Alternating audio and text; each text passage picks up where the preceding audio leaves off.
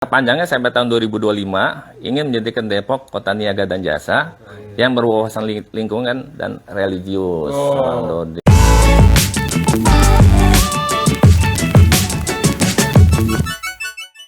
Hafid di sini sebagai ketua fraksi ya, fraksi DPRD PKS Kota Depok. Apa aja sih yang sudah dihasilkan oleh fraksi PKS dalam kurun waktu kurang lebih 2,5 tahun ya, yang selama Pak Hafid memimpin? Ya, tentunya memang ini berbicara masalah persoalan ya. Kalau tadi kan bicara masalah di sektor ekonomi. Nah, kita kalau bicara masalah sektor infrastruktur, ini perlu juga kami memberikan edukasi kepada warga dan masyarakat Kota Depok. Karena banyak juga warga dan masyarakat mencoba untuk membandingkan Depok apple to apple dengan Kota Bogor yang sudah secara usia ratusan tahun gitu. Depok kan baru 3 tahun ya. Masih kece-kecenya. Masih kece-kece. Sehingga memang ini perlu juga kami sampaikan nanti tentunya ketika mengukur sebuah kinerja keberhasilan juga harus dilihat dari sisi usia Kota Depok gitu. Sehingga memang ini perlu saya sampaikan juga kepada Tribuners ya, bahwa Depok ini sebenarnya ini memang saya dalam setiap event menyampaikan, tapi bukan berarti memang pemerintah terkungkung dengan persoalan, tapi ini adalah sebuah histori yang memang harus diketahui oleh kita semua, bahwa Depok sebenarnya berawal dari sebuah kecamatan ya di bawah koordinasi Kabupaten Bogor seperti itu kan. Dan Depok ini memang menjadi kota madya dikarenakan memang bangunan Perumnas tahun 76 saat itu kan oleh Pak Presiden Soeharto. Terus masuknya juga kampus UI, kampus UI di tahun 86. Nah, ketika itu memang Depok juga ditetapkan sebagai kota administratif tahun 82. 17 tahun kemudian menjadi kota madya tahun 97. Tahun 99. Nah, pada periode ini memang pembangunan di Kota Depok ini terkesan memang tidak terkontrol gitu ya, karena memang di bawah Kabupaten Bogor dan jauh gitu kan jangkauannya. Sementara Depok ini berbatasan dengan DKI Jakarta. Nah, sehingga memang pembangunan yang sangat luar biasa. Sementara pada saat itu juga Depok sebagaimana sebuah kota belum memiliki yang namanya rencana tata ruang wilayah tuh Bang Andi. RT RW. Ini menjadi penting nih. Jadi setiap kepemimpinan selalu berubah kebijakan gitu maksudnya. Ya, dan memang belum ada bicara masalah kawasan resapan yang harus dilestarikan. Terbukti dulu ada 41, sekarang tersisa 23. Nggak tahu 17 itunya kemana gitu kan. Nah, ini harus diketahui juga oleh pendengar. Tribuners. Nah, kalau kayak gitu kayak terjadi misalnya situ yang hilang dari 33 berubah lagi jadi 2. Jauh sama Pak. Ya, memang ya ini memang menjadi menjadi perhatian kita semua ya. Menjadi perhatian para pemangku kebijakan. Ya, kan Setu ini secara keberadaannya ada di bawah Kementerian Pusat, PUPR.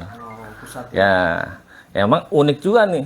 Depok punya 23 Setu, tapi tidak bisa mengelola Setu tersebut menjadi sebuah misalnya hal yang bisa meningkatkan pendapatan asli daerah. Kenapa? Apa komunikasi pemerintah kota dengan pusatnya yang nggak bisa? Nah, sekarang memang sejak kita punya Perda tahun 2017, saya lupa nomornya, dan tentang bagaimana pemerintah Kota Depok bisa memanfaatkan potensi pariwisata alam. Nah, ini nanti nanti insya Allah Tribuners kalau Depok sudah punya banyak destinasi wisata, datanglah ke Depok untuk bisa berekreasi bersama keluarga. Insya Allah optimis. Tidak hanya booming dengan hal-hal yang lain, nanti tempat pariwisata alamnya, nggak percaya tunggu ya. Jadi nanti salah satu janji kampanye Pak Idris dan Pak Yum adalah terbangunnya alun-alun di wilayah barat. Nah, sekarang kan sudah ada alun-alun di wilayah timur, GDC. Nah, insya Allah di tahun ini akan dibuat perencanaannya. Nah, insya Allah nanti tahun depan akan ada bantuan dari pemerintah Provinsi Jawa Barat. Nanti kombinasi dengan anggaran APBD Kota Depok. Di mana Pak? Kalau tahu rumah makan Gandhi nggak? Oh, Sawangan berarti. Ya, Sawangan. Itu ada perbatasan. Jadi istilahnya kalau sama orang mereka tuh Sabojong. Sawangan, Bojongsari. Wah, Sabojong. Sabojong. Juga. Ya, jadi insya Allah kalau ini terwujud di tahun 2023, saya yakin Depok akan didatangi banyak para wisatawan lokal. Tunggu konsepnya seperti apa? Ya, Apakah nanti ada perahu-perahu karet? ada pastinya. Oh, pasti Ya, ya? ada. Karena itu alun-alun terintegrasi dengan yang namanya Setu 7 Muara. Wah, saya ketemu Setu ada lagi. Namanya udah Setu 7 Muara kan. Pak, Pak lagi ya, Bang Hafid. Saya cukup inilah apa ya, menganalisa terkait perkembangan Kota Depok, Ya. terutama yang dipimpin oleh PKS. Sampai saat ini saya melihatnya belum ada identitas, Pak. Identitas terkait Depok itu jadi kota apa sih? Itu setiap kepergantian kepemimpinan itu selalu berubah. Jadi mungkin lagi zaman fasenya perumahan, mungkin bagusnya jadi kota pemukiman. Lagi zamannya banyak berjamurnya kampus-kampus, UI, Unadar, BS dan sebagainya, itu pantas jadi kota pendidikan. Lagi zaman Pak Nur juga lagi hebohnya soal blimbing ya. Jadi kota blimbing. Nah saat ini ya mungkin Pak Hafid sebagai PKS ya, partai pengusung dari pemerintahan, Pak yang bagusnya apa sih Depok jadi kota apa sih gitu? Iya, memang. Jadi PR. Gue tahu kalau itu. Apa? Nah, Bro Dodi tahu. Nah, Iya. Harus ada Iya. Ini memang udah dijawab sama Bro Dodi. Jadi memang kan kalau dalam sebuah kepemerintahan ada rencana pembangunan jangka menengah daerah, ada rencana pembangunan jangka panjang daerah. Nah ini jangka panjangnya sampai tahun 2025 ingin menjadikan Depok kota niaga dan jasa yang berwawasan lingkungan dan religius. Bang Dodi. Karena gini bro, karena banyak mungkin para tribuners Depok nih pantasnya dijadiin kota apa sih gitu. Makanya tadi gua nanya. Iya. Kira dia tahu. Masa tribuners tahu. Jadi gini, untuk mengukur keberhasilan sebuah kota itu ada yang namanya Indeks Pembangunan Manusia (IPM). Tribuners perlu tahu dan perlu sering-sering googling di Google apa itu IPM. Jadi saya nggak menceritakan IPM lah ya. Bukan di googling, baca di Tribun. Oh, di Tribuners ya. Tribuners. Ya, jadi memang kalau bicara Indeks Pembangunan Manusia tuh, Bro Dodi dan Bang Andi, ini bicara masalah pendidikan, bicara masalah kesehatan, juga bicara masalah pendapatan per kapita. Nah, sehingga kami sebagai warga Kota Depok harus berbangga bahwa kewajiban 12 tahun wajib belajar yang ditetapkan oleh pemerintah pusat, di Depok itu sudah 11 tahun sekian. Artinya memang rata-rata usia anak Kota Depok itu sampai di kelas 11 SMA. 11 sekian lah ya. Nah, ini menandakan bahwa memang Depok sudah memberikan kontribusi kepada seluruh warga yang dalam kategori usia belajar dengan keterbatasan ya. Karena tadi kalau bicara masalah populasi jumlah penduduk, anggaran APBD, lalu ada juga sarana sekolah, memang nggak imbang nih. Ya, ketersediaan sekolah-sekolah itu nggak seimbang dengan populasi jumlah penduduk.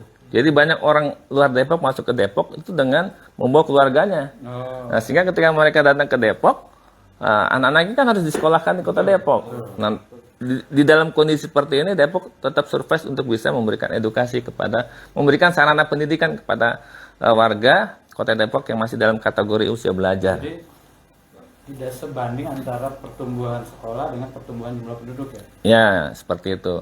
Nah, tapi kalau bicara masalah keberhasilan sebuah pemerintah, kan tadi saya bilang ada Indeks Pembangunan Manusia. Berapa IPM?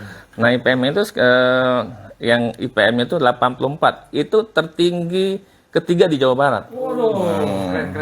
Ya. Tinggi se-Jawa Barat. Ketiga, jadi di bawah Kota Bandung dan Kota Bekasi. Wah, Kota Bandung udah kota metropolitan. Ya. Jadi juga metropolitan. Nah, kita Tapi gini Bang Hafid, kalau bicara IPM ini, kalau kita ini ya menganalisa dari beberapa media juga ya. Ya. Kita lah teman-teman para wartawan biasanya kalau IPM tinggi itu tidak menjamin kondisi di lapangan itu masih ada yang nggak belajar untuk anak, masih ada anak jalan dan sebagainya. Nah, Bang Hafid melihatnya gimana tuh? Kayaknya ada disparitas ya, perbedaan antara kondisi teori dengan yang ada di lapangan. Gimana Bang Hafid menanggapi itu? Ya memang gini, jadi kalau menyikapi usia belajar, ada emang usia belajar sesuai dengan usianya. Jadi memang ketika dia usia 12 tahun, dia harus sudah mulai lulus SD masuk ke SMP. Itu namanya usia belajar sesuai dengan, ada semacam usia belajar di masa usianya. Nah, ketika memang kondisi perekonomian Kota Depok memang istilahnya nggak stabil, maka ada juga anak-anak warga Kota Depok yang putus sekolah. Nah, inilah yang ada istilahnya program paket A, paket B, paket C. Nah, seperti itu. Jadi mereka yang memang bukan di usia belajarnya, misalnya di kelas 12 dia sebagai anak kelas 6, seperti itu kan. Namun karena memang masalah faktor keluarga dan sebagainya sehingga sekolah berhenti. Nah, memang mereka bisa masuk ke dalam program paket A, paket B, paket C. Paket A, B, C itu diakui ya? Diakui, ya diakui oleh pemerintah. Jadi ini salah satu program kegiatan belajar mengajar yang mana dikhususkan untuk warga Depok yang putus sekolah, sehingga memang mereka harus mengenyam pendidikan. Sehingga tadi kan kita perlu memberikan apresiasi juga kepada pemerintah gitu kan, bahwa memang dari sisi pendidikan ini sudah hampir 12 tahun wajib belajar terpenuhi. 12 tahun wajib belajar kan berarti kelas 6 SD, kelas 6 tahun di SD, 3 tahun di SMP, dan 3 tahun di SMA. Itu kalau total kan 12 tahun. Nah, itu kan kebijakan pemerintah wajib 12 tahun wajib belajar. Nah, ini di Kota Depok sudah sampai di 11, sekian lah, seperti itu ya. Nah, Tribuners tadi disampaikan bahwa ingin membangun Kota Depok. Nah, tadi sudah disampaikan dengan membuka lapangan usaha, ya Kak? Ya. Menciptakan pengusaha baru dan pengusaha wanita, perempuan. 1.000 perempuan pengusaha. 1.000 perempuan pengusaha. Kemudian di sektor pendidikan dengan meningkatkan Indeks pembangunan manusia. Dan Kota Depok itu ketiga Ya, di Jawa Barat. ya. Dan bahkan Depok adalah kota termiskin 3 terendah tingkat nasional. Termiskin terendah. Ya, Luar biasa. ya. Jadi, Nah, sekarang kita tanya nih, dari sektor kesehatannya apa nih, Bang? nah, ya alhamdulillah ya, sejak kepemimpinan di era Pak Nur Mahmudi, kemudian lanjut ke Pak Muhammad Idris, dan beliau sekarang masuk dalam periode kedua di jabatannya sebagai wali kota. Ada 11 puskesmas di setiap kecamatan itu sudah memberikan layanan 24 jam kepada warga dan masyarakat. Itu yang pertama yang saya sampaikan. Dan juga ada banyak lagi puskesmas di tingkat kelurahan yang sudah berjalan. Artinya ini memberikan sebuah bentuk pelayanan yang saya pikir cukup baik pada pemerintah. Kemudian juga setelah ada rumah sakit umum daerah RSUD di wilayah Barat, Sawangan. Nah, insya Allah tahun ini akan beroperasi nih rumah sakit umum daerah di wilayah Timur. Persis di daerah Tapos, seperti itu. Ujung-ujung ya. Ya, seperti itu. Dan perlu saya sampaikan juga bahwa memang angka harapan hidup ini bicara masalah indeks pembangunan manusia lagi nih. Jadi indeks pembangunan manusia itu kan bicara masalah pendidikan, kesehatan. Nah, jadi ada angka harapan hidup warga Kota Depok kalau dirata-ratakan itu 74 tahun. Itu tertinggi. Itu 4 tahun. Jadi Bro Dodi umurnya berapa? Saya masih remaja. Jadi kalau umurnya 50 tahun, kalau umur Bro Dodi misalnya 40, masih ada waktu hidup. Belum lebih, Pak. Buka-buka. Ya, artinya kan kita nggak bicara kita memang bicara angka di indeks pembangunan manusia, yaitu angka harapan hidup 74 tahun. Tapi kan di balik layar itu kan ada proses perhatian pemerintah terhadap sistem pelayanan kesehatan kepada warga dan masyarakat, seperti itu. Sehingga ketika ada angka yang keluar rata-rata angka harapan itu 74 tahun, ini memberikan sebuah indikator bahwa pemerintah sudah memberikan paling tidak layanan kepada masyarakat terkait dengan kesehatan ini baiklah seperti itu, sehingga menghasilkan angka harapan hidup rata-rata 74 tahun. Oke, terima kasih. Tadi sudah sampaikan secara detail. Jadi mungkin kalau saya simpulkan Depok sehat ya. Ya, Depok sehat. Depok sehat. Sehat, sejahtera, humanis dan transparan. Keren nggak tuh? Keren. Kayaknya boleh juga, Bro. Kita jadikan tagline Depok sehat. Depok sejahtera, humanis, aspiratif dan transparan. Depok sehat, keren. Depok sehat. Bang, boleh nggak nih saya nanya yang sedang tren sekarang? Iya. Mungkin dari fraksi PKS bisa menyampaikan solusinya. Yang terkait saat ini yang rame-rame nih, Apa ini yang rame nih, Bro? Yang itu tuh, yang Apa tuh? Oh itu. yang katanya pelecehan itu. Pelecehan. Terhadap santriwati ya. Iya. Ya, apa namanya? Ini saya secara pribadi memang belum coba untuk menggeluti nih persoalan seperti ini. Namun secara umum perlu saya sampaikan juga kepada Tribuners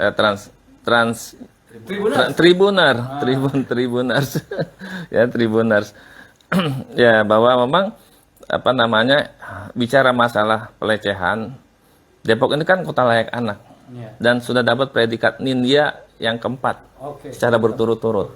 Artinya kan ini penilaian yang bukan ditentukan oleh pemerintah Depok, tapi oleh lembaga pemerintah yang memang berhak untuk bisa menilai Depok kota layak anak. Dan Depok ini sudah 4 kali mendapatkan predikat Nindya berturut-turut. Dan Depok juga sudah punya perda terkait dengan ketahanan keluarga. Nah, persoalannya adalah ketika kita temukan hal-hal yang sifatnya pelecehan, ini sebenarnya persoalannya ada pada keluarga. Nah, keluarga adalah unit terkecil di masyarakat yang memang harus kita perkuat, gitu. Sehingga seharusnya memang generasi anak bangsa yang kuat itu berasal dari keluarga yang kuat. Jadi keluarga ini harus kuat. Sehingga memang ada sebuah